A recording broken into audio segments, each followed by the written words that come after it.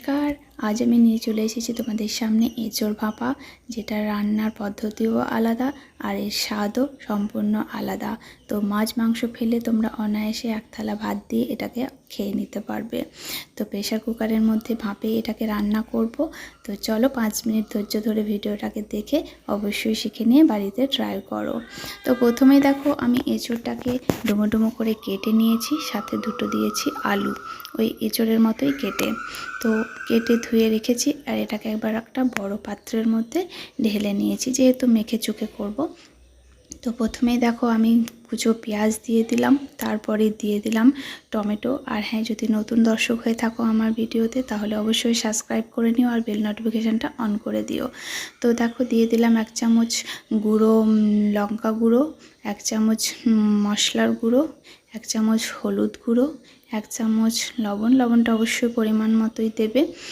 আর তারপরে দেখো দিয়ে দিচ্ছি একটু কাশ্মীরি লঙ্কা গুঁড়ো, দিয়ে দিলাম একটু গরম মশলার গুঁড়ো, তারপরে দিলাম আদা বাটা, আর তারপরে দিয়ে দিচ্ছি পেঁয়াজ আর রসুনকে বেটে রেখেছি, তো সেটাকে দিয়ে দিলাম। আর এরপরে বাটি ধোয়া একটু জলও দিয়ে দিলাম। তারপরে এখানে দিয়ে দিলাম 4-5 চামচ মতো তেল। তো এবার এটাকে আমি ভালো করে হাত দিয়ে মেখে চুখে নেব, আর মেখে কিছুক্ষণ রেস্টের মধ্যে রেখে দেবো। আর এই মাখা যে কোনো রান্নায় মেখে চুকে রান্না করলে না টেস্টটা খুব ভালোই হয়। আমি অনেক কিছুই রান্না এভাবে করে দেখেছি, তো তোমাদের সঙ্গে একটা একটা করে শেয়ার অবশ্যই করব। তো দেখো আমার এখন মাখা হয়ে গেছে। তো লঙ্কা 3টে দিতে ভুলে গেছিলাম, তো লঙ্কাগুলোকে চিড়ে নিয়ে মাঝখান থেকে, তো এখন আর হাতে আর নাড়বো না, তো সেই জন্যই চামচ দিয়ে মেখে ঢেকে রেখে দিচ্ছি মোটামুটি 15 থেকে 20 মিনিটের জন্য। তো 15 থেকে 20 মিনিট আমার হয়ে গেছে। তো তারপরেই দেখো আমি ঢাকা খুলে তোমাদেরকে দেখাচ্ছি ম্যারিনেটটা কত সুন্দর হয়েছে। আর ঢাকাটা খোলার মতোই এত সুন্দর একটা গন্ধ বেরোলো, তোমরা তো তৈরি করলে জানতে পারবে। তো কড়াই আমার গরম হয়ে গেছে, তো সেখানে আমি এখন তেল দিয়ে দিলাম 2-3 চামচের মতো, আর তাতে দিয়ে দিলাম 1 চামচ মতো গাওয়া ঘি। আর তারপরে দেখো দিয়ে দিচ্ছি 2টো দারচিনির টুকরো আর 2টো তেজপাতাকে ছিঁড়ে দিয়ে দিলাম। তো দেখো এখন গরম হয়ে গেছে কড়াইয়ের তেলটা, ফোড়নটাও বেশ একটু লালচে হয়ে এসেছে। তো এই সময় আমি দিয়ে দেবো এঁচোড় মাখাটাকে। তো তোমরা ভাববে যে প্রেশার কুকারে বানাবো বললাম, তো কড়াইয়ে কেন বানাচ্ছি। আসলে একটু কষিয়ে নেব, যাতে মানে কাঁচা ঘি দিলে একটা গন্ধ থেকে যাবে, তো সেই জন্যই আমি এখানে একটু কষিয়ে নেব, বেশিক্ষণ না। তো সেই কষিয়ে নিলে রান্নাটার আরও টেস্টটা বেড়ে যায়। তো সেই জন্যই বেশিক্ষণ কষাবো না, একটু মতো 5 থেকে 10 মিনিট মতো ঢাকা দিয়ে একটুক্ষণ রাখবো। তো দেখো ঢাকা দিয়ে রেখে দিয়েছিলাম, তারপরে আমার একটু জলটা গরম নরম হয়ে এসছে, টমেটোগুলো গলে এসছে, পেঁয়াজটাও একটু নরম হয়েছে।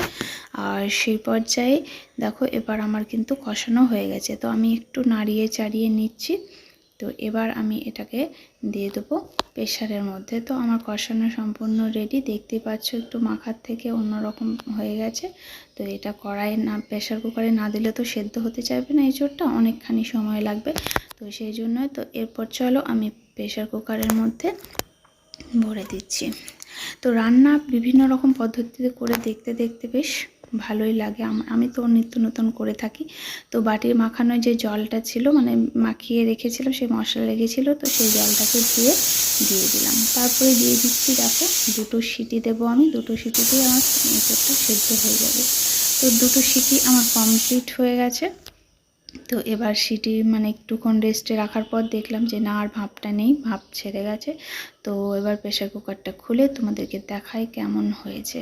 তো দেখতেই পাচ্ছ কালারটাও অসাধারণ হয়েছে, আর এর টেস্টটাও কিন্তু অসাধারণ হয়েছিল। তো তোমরা বাড়িতে অবশ্যই এভাবে একবার ট্রাই করে দেখো। খুব কম সময়ের মধ্যে রান্নাটা হয়ে যাবে, আর খুব কম জিনিসের মধ্যেই হয়ে যাবে, বাড়িতে থাকা সমস্ত কিছু জিনিসের মধ্যেই। তো দেখো কত কম সময়ের মধ্যে আমার তৈরি হয়ে গেল এঁচোড় ভাপা রান্নাটা। এর দেখতেও কত সুন্দর হয়েছে, আর এর স্বাদও খুব সুন্দর হয়েছিল, আর গন্ধটাও খুব সুন্দর বেরিয়েছে, যেটা কোনোটাই তোমরা পাচ্ছ না। হ্যাঁ, তোমরা স্বাদ গন্ধ সব কিছুই পাবে যদি একবার বাড়িতে বানানোর চেষ্টা করো। তো চলো গরম গরম এখন আমি সবাইকে পরিবেশন করে দিই। আর হ্যাঁ, এরকম রান্না যদি তোমরা দেখতে চাও তাহলে অবশ্যই আমাকে কমেন্ট করে জানিও তা কী রান্না দেখতে চাও, তাহলে আমি তোমাদেরকে বানিয়ে দেখাবো। চলো।